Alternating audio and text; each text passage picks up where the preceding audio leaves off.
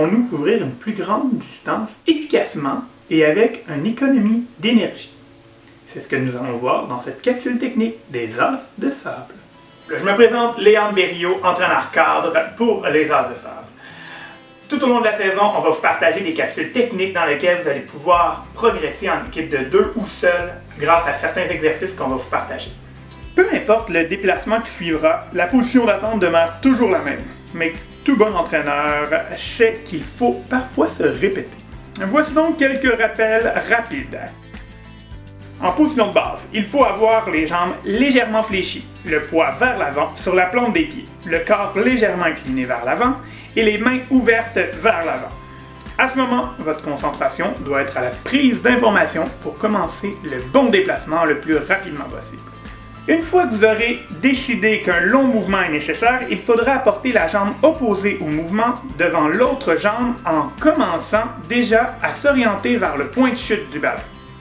Lorsque vous vous déplacez en chassé croisé, il est primordial de jamais contacter le ballon en position croisée. Il faut donc rapidement décroiser les jambes pour se positionner derrière le ballon.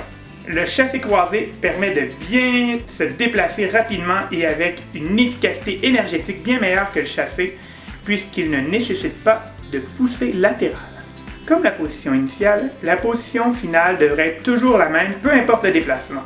Lorsque le déplacement est terminé, il est important de s'immobiliser afin de faire les derniers ajustements.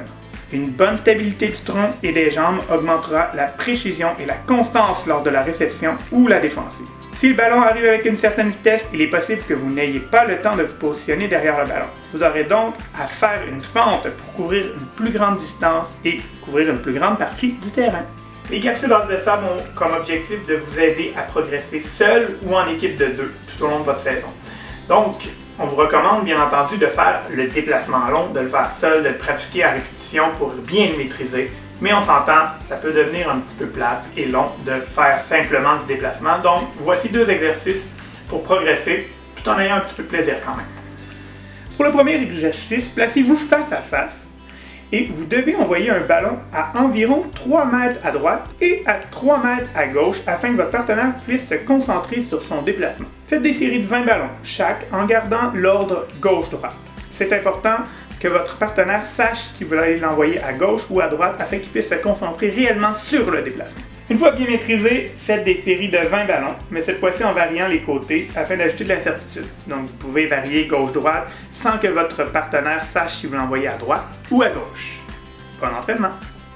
Un des points clés lorsque vous faites des déplacements, soit court ou long, c'est de garder en tête sur quelle surface vous êtes en train de jouer. Vous êtes en train de jouer sur du sable, et le sable c'est malléable, et lorsqu'on se déplace et qu'on pousse beaucoup le sable sur le côté, vous allez voir que vous allez perdre énormément en efficacité. Donc c'est pour ça qu'on fait des déplacements en chassé croisé pour essayer d'être le plus efficace possible et déplacer le moins de sable possible. Gardez toujours en tête, moins je déplace de sable, plus je suis efficace dans mon déplacement. C'est un des secrets que je dévoile aujourd'hui dans cette capsule.